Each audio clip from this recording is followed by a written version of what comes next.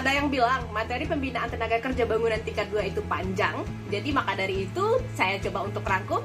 So, mari kita singkat. Bekerja pada ketinggian menurut Peraturan Menteri Ketenagakerjaan Nomor 9 Tahun 2016 Pasal 1 Ayat 2 adalah kegiatan atau aktivitas pekerjaan yang dilakukan oleh tenaga kerja pada tempat kerja di permukaan tanah atau perairan yang terdapat perbedaan ketinggian dan memiliki potensi jatuh yang menyebabkan tenaga kerja atau orang lain yang berada di tempat kerja cedera atau meninggal dunia atau menyebabkan kerusakan harta benda. Apa saja sih yang wajib kita pahami pada materi TKBT tingkat 2? Yang pertama, lantai kerja. Yang kedua, perangkat pencegah jatuh. Yang ketiga, perangkat penahan jatuh. Yang keempat, faktor jatuh. Yang kelima, prosedur kerja aman. Baiklah, kita bahas satu persatu. Lantai kerja. Lantai kerja adalah semua permukaan yang dibangun atau tersedia yang digunakan untuk bekerja. Lantai kerja dibagi menjadi dua jenis, lantai kerja tetap dan lantai kerja sementara. Lantai kerja tetap itu sendiri adalah semua permukaan yang dibangun atau tersedia untuk digunakan secara berulang kali dalam durasi yang lama. Sedangkan lantai kerja sementara digunakan dalam durasi yang tidak lama, terbatas pada jenis pekerjaan tertentu atau ada kemungkinan runtuh.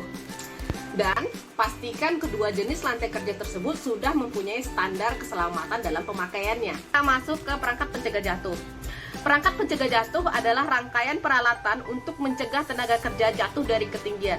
Perangkat pencegah jatuh terbagi menjadi dua, perangkat pencegah jatuh kolektif dan perangkat pencegah jatuh perorangan. Kolektif berupa dinding tembok atau pagar pengaman memiliki tinggi minimal 950 mm. Pagar pengaman harus mampu menahan beban minimal 0,9 kiloton. Celah pagar memiliki jarak vertikal maksimal 470 mm. Tersedia pengaman lantai pencegah benda jatuh, cukup dan memadai. Dan perangkat pencegah jatuh perorangan yang paling minim terdiri dari sabuk tubuh atau full body harness, tali pembatas gerak, dan jika kita mengacu pada The Work at Height Regulation 2015, maka ditambah dengan podium, sistem penjaga bergerak atau mobile guarding system. Sekarang kita masuk ke perangkat penahan jatuh. Yang tadi itu perangkat pencegah jatuh.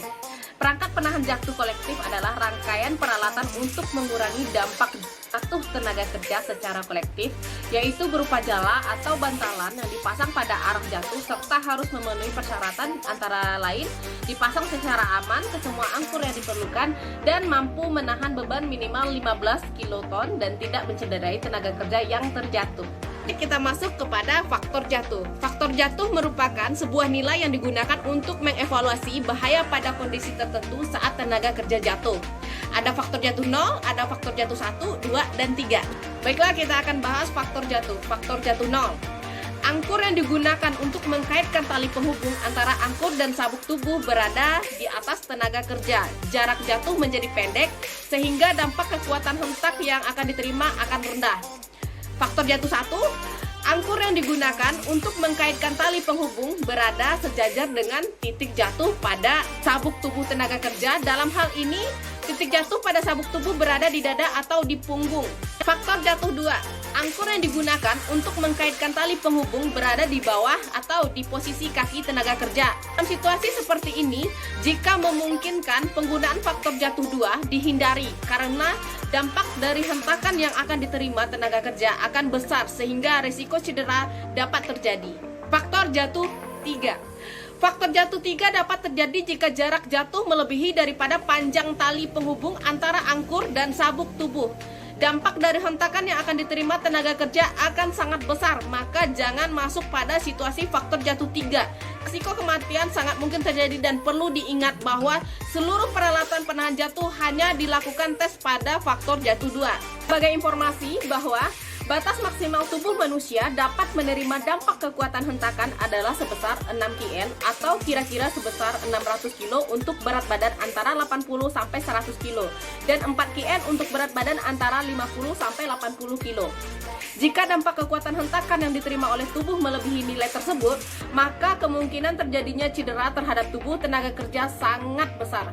Harus diingat bahwa tenaga hentakan yang dialami dari jatuh tidak hanya tergantung pada faktor jatuh dan panjang jatuh, tetapi juga pada karakteristik dari unsur penghubung tali pengait atau lanyard untuk menyerap energi tersebut. Perlu diingat bahwa setiap produk memiliki panjang tali penghubung dan perpanjangan peredam yang berbeda. Jadi sangatlah penting untuk mengetahui berapa panjang tali penghubung dan perpanjangan peredam saat terbuka sebelum digunakan untuk bekerja. Selalu pastikan bahwa faktor jatuh Anda senantiasa dalam faktor jatuh 0. Mengingat dari dampak hentakan yang akan diterima oleh tenaga kerja jika nilai faktor jatuh yang digunakan nilainya besar. Materi terakhir pada TKBT tingkat 2 yaitu prosedur kerja aman. Prosedur kerja aman pada ketinggian merupakan langkah-langkah apa saja yang harus diketahui dan dilakukan jika harus bekerja pada tempat kerja yang memiliki potensi bahaya jatuh. Meliputi antara lain teknik dan cara perlindungan jatuh, cara mengelola peralatan, teknik dan cara melakukan pengawasan pekerjaan, pengamanan tempat kerja, dan kesiapsiagaan tanggap darurat. Sekarang kita akan masuk pada praktek bekerja di ketinggian. Sebelumnya, pastikan lantai kerja aman, perangkat pencegah jatuh tersedia, perangkat penahan jatuh tersedia, faktor jatuh telah terukur, dan prosedur kerja aman sudah disosialisasikan.